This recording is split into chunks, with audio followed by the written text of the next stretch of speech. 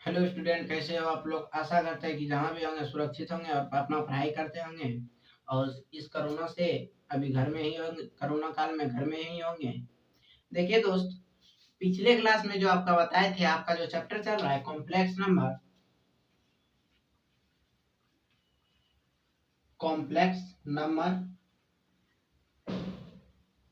Class 11 का ये topic है। क्लास 11 का टॉपिक है कॉम्प्लेक्स नंबर।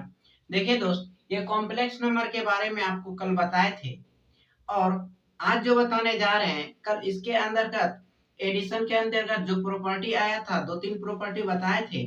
आज उसी प्रॉपर्टी को लेके आगे बढ़ते हैं। तो अंडर एडिशन में जो था दोस्त, property of complex number under addition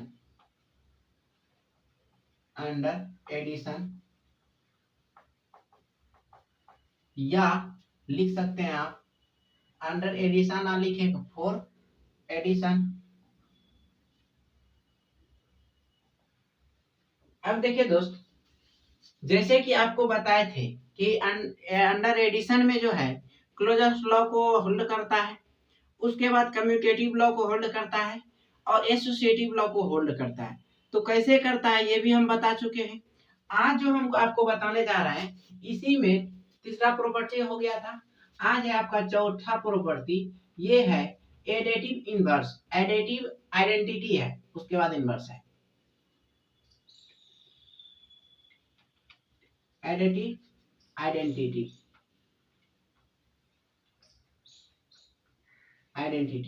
देखिए दोस्त, एडिटिव आइडेंटिटी का मतलब होता है कि जैसे मान लीजिए कोई एक लाइन है।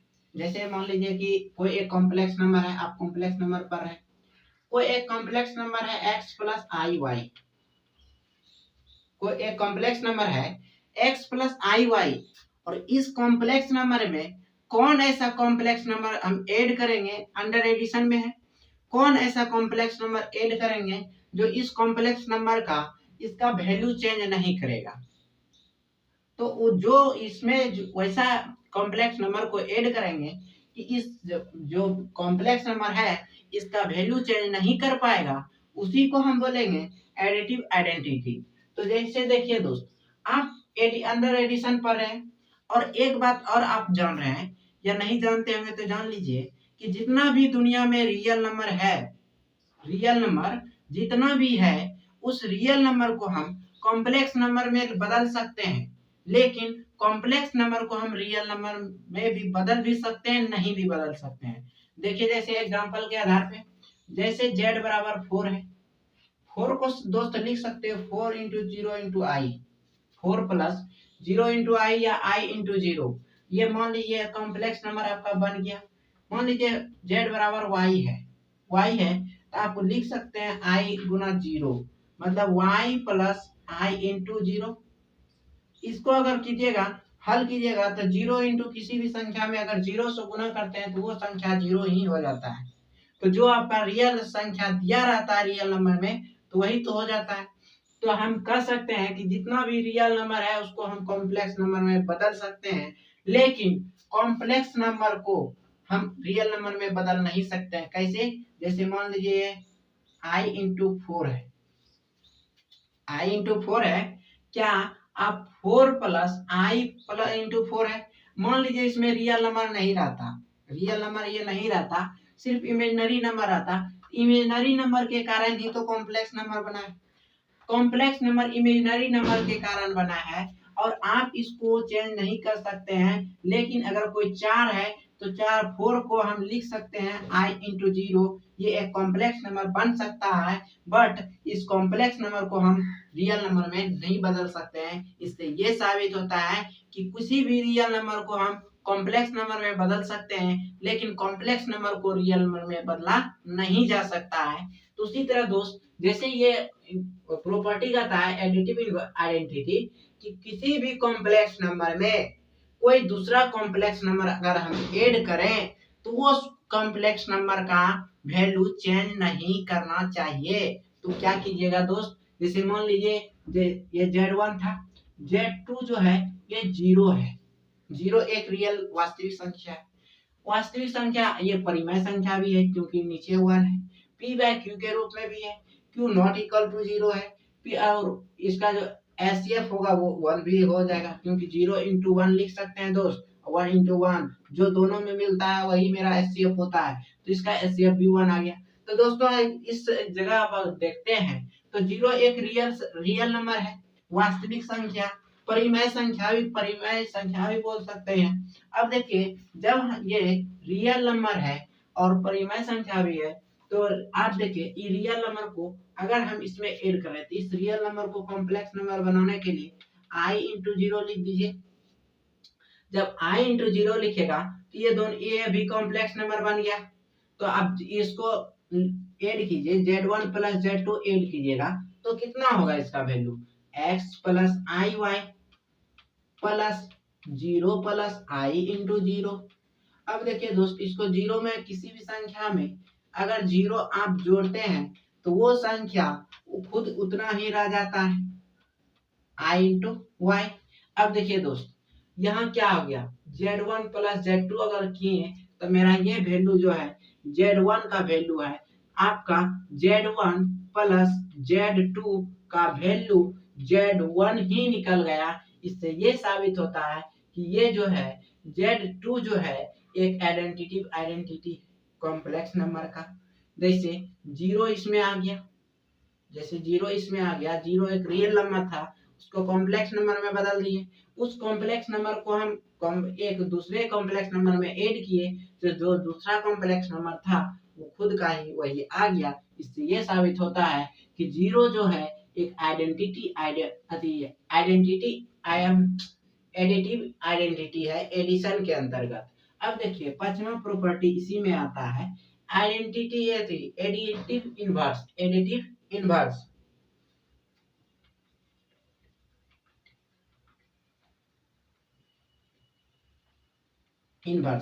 इनवर्स आप पढ़े होंगे, इनवर्स पढ़ चुके होंगे। जैसे मान लीजिए आपको बोला जाएगा ए का अंडर एडिशन में इनवर्स कितना होगा, तो आपको पता होगा दोस्त अगर कोई ए है इसका इनवर्स मतलब उल्टा लेते हैं। मान लीजिए कोई आदमी है, बोलिएगा इस आदमी का उल्टा क्या होगा, आदमी को उल्टा दीजिए। तो आदमी को जैसे ये देखिए +1 है एडिशन के अंदर आता, इसको अगर पलट दीजिएगा तो कितना -a होगा। तो ए का इनवर्स कितना आ गया -a अंडर एडिशन में। जब ये अंडर एडिशन में आया अगर हम इसको एक तरफ लाएं तो ये कितना a जोड़ a 2a हो जाएगा।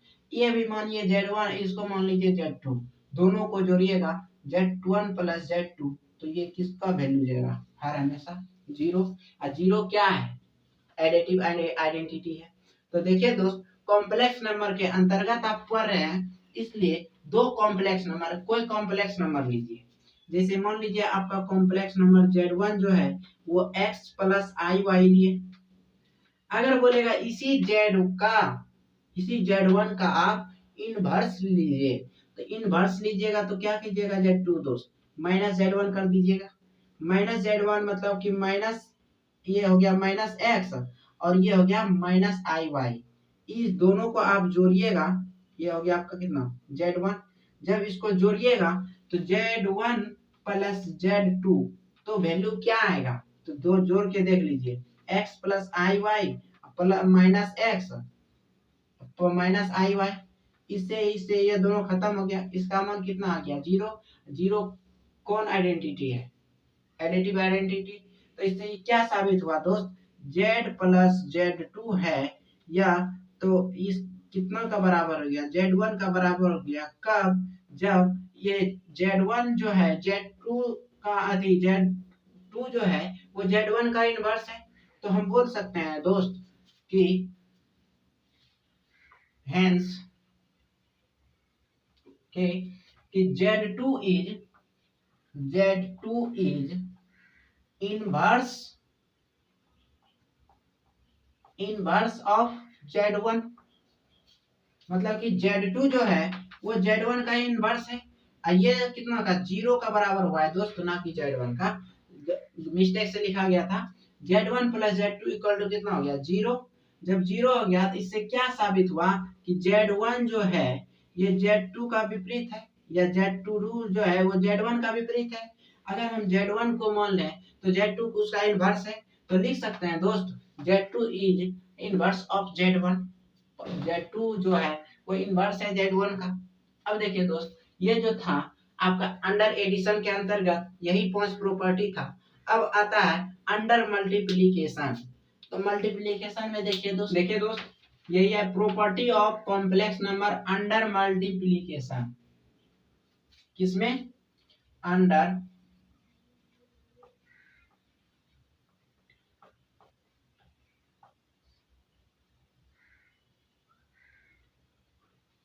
मल्टीप्लीकेशन या फॉर मल्टीप्लीकेशन लिख सकते हैं आप।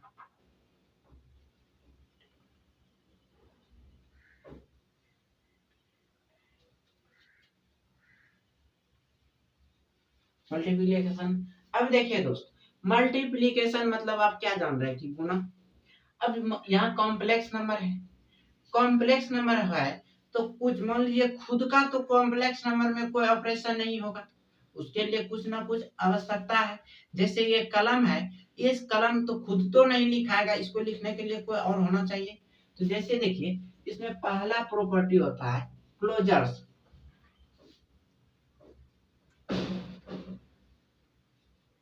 Closures closure law. Closure law कहता है कि जब हम दो दो अगर कॉम्प्लेक्स नंबर को हम गुना करें, मल्टीप्लिकेशन में है, अगर दो कॉम्प्लेक्स नंबर को अगर हम मल्टीप्लाई करें तो वो कॉम्प्लेक्स नंबर ही देगा, तो वो कॉम्प्लेक्स नंबर मल्टीप्लिकेशन के अंदर ये लॉ होल्ड करेगा, इसका सत्य होगा। जैसे देखिए दोस्त, मान लीजिए कोई Z1 जो है एक कॉम्प्लेक्स नंबर है x प्लस आई वाई 1, और Z2 कोई दूसरा कॉम्प्लेक्स नंबर है x2 प्लस आई वाई 2। ये है, कहता है क्लोजर्स लॉ कि जब ये दोनों को हम गुना करेंगे तो वो भी कॉम्प्लेक्स नंबर ही होना चाहिए। तो देख लीजिए दोस्त, जैसे मान लीजिए Z1 इंटू Z2 करते हैं x1 प्लस आई वाई 1, ये हो गया कितना x2 प्लस आई वाई 2। दोनों को गुना कीजिएगा तो x1 से इस दोनों को गुना होगा, तो x1 into x2 plus x1 into i y 2। फिर इसको गुना कीजिएगा तो i y 1 into x2 plus I square y 1 into y 2। ये हो गया। अब देखिए आई स्क्वायर का मान हम पिछले क्लास में बताए थे कि -1 होता है। क्या है, हम इस जगह -1 लिखेंगे। जब इसको -1 लिखेंगे तो ये y1 इंटू वाई 2 माइनस में हो जाएगा, ये भी रियल ये भी रियल, तो दोनों को एक साथ लिख सकते हैं दोस्त, x1 into x2 minus y1 into y2 plus इस दोनों से i कॉमन लीजिएगा तो कितना हो जाएगा x1 into y 2 plus y1 into x2। यहाँ देखिए आई स्क्वायर का मान कितना है -1, ये लिख दीजिएगा। अब देखिए आप क्या किए, Z1 इंटू Z2 के दो कॉम्प्लेक्स नंबर था, उससे मेरा ये क्या निकला, एक कॉम्प्लेक्स नंबर ही निकला Z3 मान लीजिए इसको। ये भी है क्या x प्लस आई वाई के फॉर्म में है, तो ये भी मेरा कॉम्प्लेक्स नंबर निकला। क्लोजर्स लॉ कहता है कि जब हम दो कॉम्प्लेक्स नंबर को मल्टीप्लाई करें तो वो भी मल्टीप्लाई जो आएगा, रिजल्ट जो आएगा वो भी मेरा जो आएगा रिजल्ट क्या आना चाहिए, कॉम्प्लेक्स नंबर। अंडर एडिशन में क्या था, अगर दो कॉम्प्लेक्स नंबर को अगर ऐड करें तो वो हर हमेशा कॉम्प्लेक्स नंबर ही आना चाहिए, तभी वो क्लोजर्स लॉ को होल्ड किया था, यहाँ भी किया। अब देखिए दूसरा इसका प्रॉपर्टी होता है कम्यूटेटिव लॉ।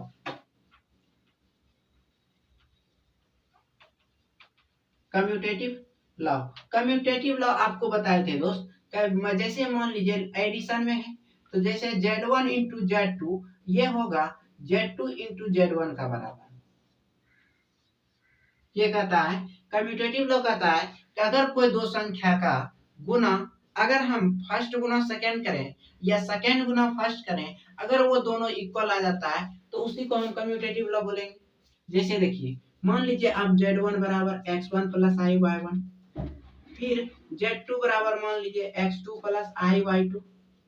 आप इस दोनों को गुना कीजिएगा, गुना करने के बाद जो आएगा फिर Z2 Z1 भी गुना होगा, उसका भी रिजल्ट सेम होगा, तभी ये होल्ड करेगा। तो देख लीजिए जैसे मान लीजिए Z1 इंटू Z2 करते हैं तो x1 plus I Y one, फिर x2 plus I Y to करते हैं, इस दोनों को गुना कीजिएगा x1 इंटू x2, तो x1 इंटू x2 प्लस इसको इससे गुना कीजिए i into x1 into Y two plus I Y one into x2 plus I square Y one into Y to.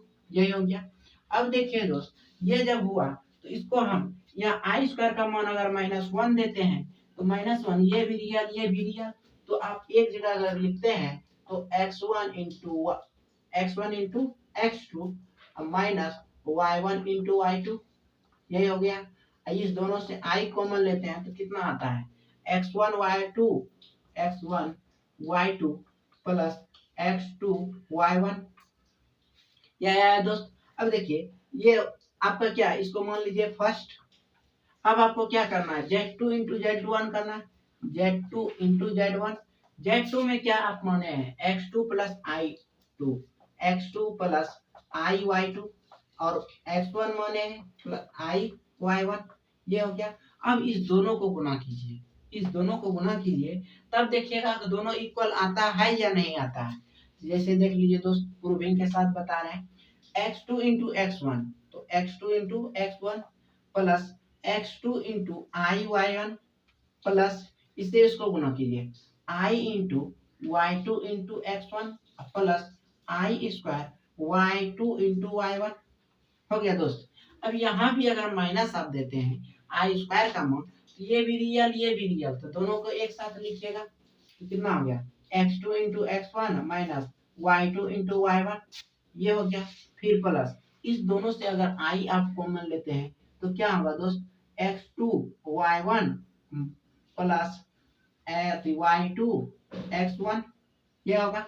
अब देखिए ये अंडर एडिशन है, तो और यहाँ देखिए x2 x1 पहले है, गुना में है, तो आप 2 गुना 3 लिखिए या 3 गुना 2 लिखिए, दोनों बात बरोबर है।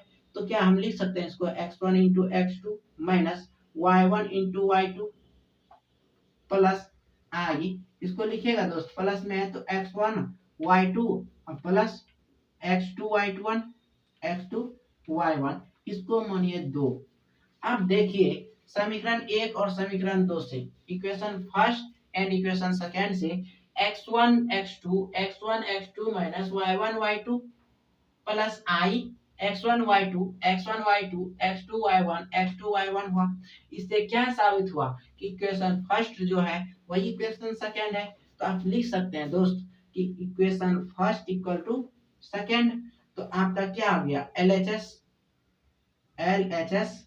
इज इक्वल टू RHS, लिख सकते हैं। यहाँ LHS आपका जो पार्ट था Z1 इंटू Z1, ये LHS पार्ट हो गया आपका, और Z2 इंटू Z1 तो था, ये आपका RHS पार्ट हो गया। तो मान लीजिए दोस्त इसका प्रूविंग करना था, तो आपको प्रूफ हो गया 1 into Z2 equal to Z2 into Z1। अब देखिए इसको लिख लीजिए, अगला बता रहे हैं। ठीक है दोस्त, इसके अब तीसरा प्रॉपर्टी देखते हैं। तीसरा प्रॉपर्टी है एसोसिएटिव लॉ।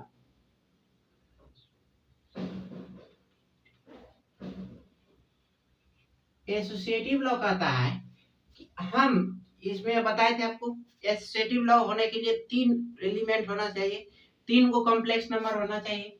तो मान लीजिए ये कोई Z1 है x1 plus I Y one, फिर Z2 है x2 plus I Y to, फिर Z3 है x3 plus I Y three, ये है। एसोसिएटिव लॉ कहता है कि अगर हम Z1 इंटू Z2 करें इंटू Z3 करें, ये बराबर होगा कि Z1 into Z2 into Z3 का। मतलब पहले ये Z1 इंटू Z2 करेंगे, उसके बाद Z3 से उसको मल्टीप्लाई करेंगे, और पहले Z1 रहने देंगे, Z2 इंटू Z3 करके उसके बाद Z1 से गुना करेंगे, तो क्या वो दोनों बराबर होना चाहिए, तभी वो एसोसिएटिव लॉ को होल्ड करेगा। उसी तरह दोस्त आपको बताए थे अंडर एडिशन में कि अगर तीन को कोई कॉम्प्लेक्स नंबर है तो तीनों कॉम्प्लेक्स नंबर पहले दो का एडिशन करेंगे, तीसरों को रहने देंगे, फिर दो का एडिशन होने के बाद तीसरों को ऐड करेंगे। उसी तरह फिर पहले को रहने देंगे, दो बाकी दो को ऐड करके उसके बाद पहले को ऐड करेंगे। अगर वो इक्वल होगा तो वो एसोसिएटिव लॉ होल्ड करेगा अंडर एडिशन में। अगर यहाँ है मल्टीप्लिकेशन तो पहले दो को गुना कीजिए उसके बाद तीसरा कीजिए, या पहले एक को रहने दीजिए पहले दो को करके तब एक को करेंगे, तो क्या होता है रिजल्ट सेम होगा तो एसोसिएटिव लॉ होल्ड करेगा, रिजल्ट सेम नहीं होगा तो एसोसिएटिव लॉ होल्ड नहीं करेगा। तो दोस्तों इसका प्रूविंग देखिए, जैसे कितना है LHS में Z1 इंटू Z2, ये एक ब्रैकेट के अंदर है, बाहर है Z3। तो देखिए Z1 और Z2 को पहले एक ब्रैकेट में लीजिए, तो X1 plus IY1, X2 plus IY2, ये हो गया एक ब्रैकेट के अंदर, प्लस इंटू Z3 कितना है X3 प्लस IY3, ये हो गया दोस्त। अब गुना कीजिए इसको, गुना करने के लिए एक एक बात बता रहे हैं दोस्त, काय कि आगे जरूरत पड़ेगा। x1 से गुना कीजिए ये दोनों को, x1 into x2 plus x1 into IY2 plus I into Y1 x2 plus I square Y1 into Y2, ये हो गया एक ब्रैकेट के अंदर, इंटू x3 प्लस IY3, ये हो गया। अब देखिए अगर यहाँ आई स्क्वायर का मान देते हैं तो -1 से इसको गुणा कीजिएगा तो माइनस, ये पार्ट रियल, तो एक जगह आ जाएगा, plus y1 into y2 plus. अब देखिए जब इस दोनों से i कॉमन लेते हैं तो मेरा बच जाएगा x1 y2 plus y1 x2, ये बच गया। ये देखिए दोस्त ये एक ब्रैकेट के अंदर आया है, तो इसको अब x3 प्लस IY3 इसको गुना कीजिए, इससे इस दोनों को कीजिएगा, फिर इससे इस दोनों को कीजिएगा। तो कीजिए दोस्त, जैसे इसको करते हैं तो इसको जब कीजिएगा तो x3 into x1 into x2 plus y1 into y2, ये हो गया, प्लस इसको इससे गुना कीजिए तो ये कितना आ जाएगा दोस्त, I into x3 x1 y2 plus y1 x2 plus. अब देखिए इससे इसको गुना कीजिएगा, जब इससे इसको गुना कीजिएगा तो I इंटू y3, फिर बचेगा कितना x1 into x2 plus y1 into y2, ये हो गया दोस्त। फिर इससे इसको गुना कीजिए तो I गुने I स्क्वायर हो जाएगा, इसको गुना कीजिए, ये कितना हो जाएगा x1 y2 plus y1 x2, ये इंटू हो जाएगा कितना y3 से, y3 से हो गया। अब देखिए दोस्त अगर आप यहाँ इसको गुना करते हैं, इस दोनों टर्म को गुना कर सकते हैं जितना भी है। अब देखिए ये टर्म रियल हो जाएगा, अगर यहाँ आई स्क्वायर का मान -1 दीजिएगा तो ये भी आपका रियल हो जाएगा। तो जब ये भी रियल तो देख लीजिए गुना कीजिए इसको अगर गुना कीजिएगा तो x1 x2 into x3 plus इससे इसको गुना कीजिए तो y1 into y2 into x3, ये होगा दोस्त।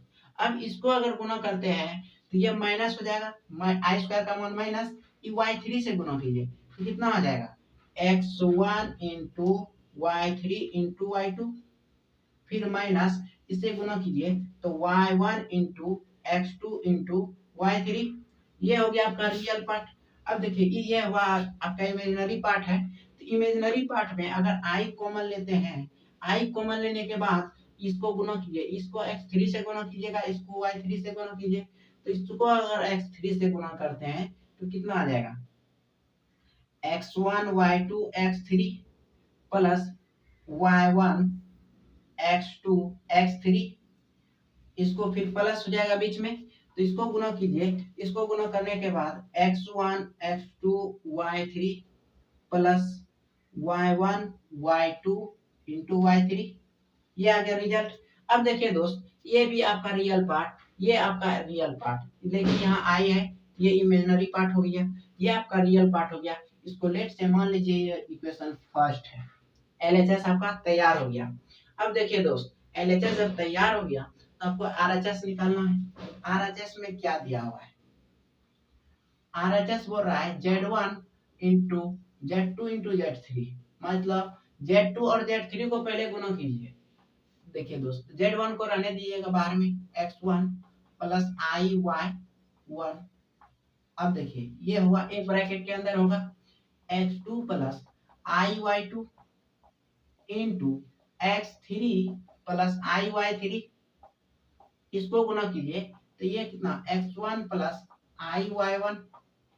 देखिए दोस्त, अगर इसको गुना कीजिएगा तो रियल पार्ट एक जगह, इमेजिनरी पार्ट एक जगह होगा। तो इसका रियल पार्ट जैसे यहाँ आप गुना किए, तो गुना किए तो X1 X2 आया, Y1 Y2 आया रियल पार्ट में। तो इसमें कितना X2 है X3 है, तो X2 इंटू X3 हो जाएगा पहला पार्ट। फिर इसको गुना कीजिएगा तो कितना I Guna I square, I Y1 into Y2 into Y3, कितना हो गया माइनस Y2 इंटू Y3। ये हो गया इमेजिनरी, रियल पार्ट को गुना करके जोड़ दिए। अब आई, इस दोनों में आई कॉमन ले लीजिए। अब देखिए, इससे अगर गुना कीजिएगा, इससे किसको किए, इसको एक बार किए और इससे इसको किए, फिर इससे इसको कीजिए।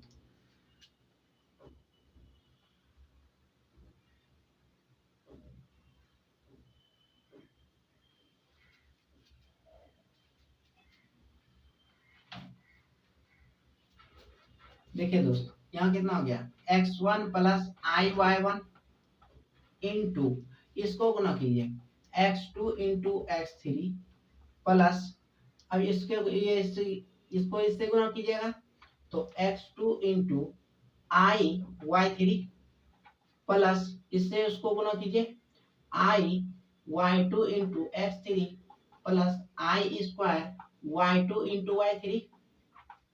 अब देखिए दोस्त, ये पार्ट निगेटिव, ये भी रियल, यहाँ आएगा -1, -1 से इसको कीजिएगा तो ये रियल दोनों को एक जगह ला दीजिए।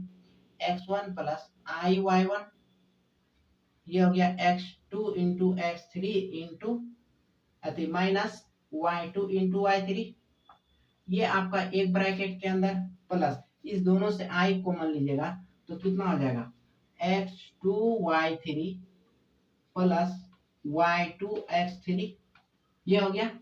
अब देखिए दोस्त, ये एक ब्रैकेट के अंदर है और ये एक ब्रैकेट के अंदर है, दोनों को गुना कीजिएगा तो क्या आएगा देख लीजिए। X1 से इसको गुना कीजिए, इसको गुना कीजिए आप X1 into X2 X3 minus Y1 Y3, फिर बीच में plus I into X1 X2 Y3 plus Y2 X3, और फिर बीच में प्लस, इससे गुना कीजिए I into Y1 into X2 X3 minus Y2 Y3, फिर बीच में प्लस I गुने I स्क्वायर, Y1 से गुना कीजिए X2 Y3 plus Y2 X3। अब देखिए दोस्त, दो पार्ट आ गया आपका, ये आपका रियल पार्ट हो जाएगा क्योंकि आई स्क्वायर का मान -1 से इसको गुना कीजिएगा तो ये रियल पार्ट हो जाएगा, ये भी रियल पार्ट है। तो दोनों को एक जगह लिखिए और गुना करते चलिए। जैसे देखिए, यहाँ गुना कीजिएगा तो X1 X2 X3 minus X1 Y1 Y3, ये हो गया। फिर बीच में माइनस, क्योंकि इससे गुना कीजिएगा तो गुना कीजिएगा, यहाँ X2 है Y1 X2 Y3 minus Y1 Y2 X3, ये हो गया एक पार्ट आपका, ये पूरा रियल पार्ट हुआ। अब देखिए इमेजिनरी पार्ट, अगर दोनों पार्ट से आई कॉमन लेते हैं, इससे गुना करते चलिए, इसको भी गुना करते चलिए, तो कितना हो गया X1 X2 Y3 plus X1 Y2 X3, इससे अगर गुना कीजिएगा तो Y1 X2 X3 minus Y1 into Y2 into Y3, ये हो गया दोस्त। अब देखिए, आपको पार्ट मिलाना है, ये रियल पार्ट है, ये इमेजिनरी पार्ट है। रियल पार्ट को पहले मिलाइए, x1 x2 x3 x1 x2 x3 plus में y1 y2 x3 y1 y2 x3 y1 y2 देख लीजिए दोस्त कहाँ है y1 y2 x3 ये प्लस पार्ट आया है। देख लीजिए दोस्त कहीं मिस्टेक हुआ होगा।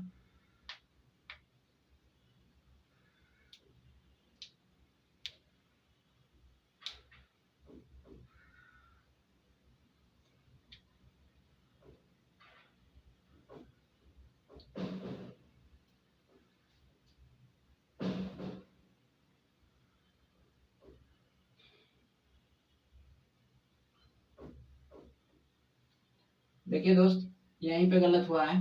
x1 x2 इसको अब यहाँ माइनस y1 है, इस यहाँ माइनस हो जाएगा, इसके कारण यहाँ भी माइनस होगा।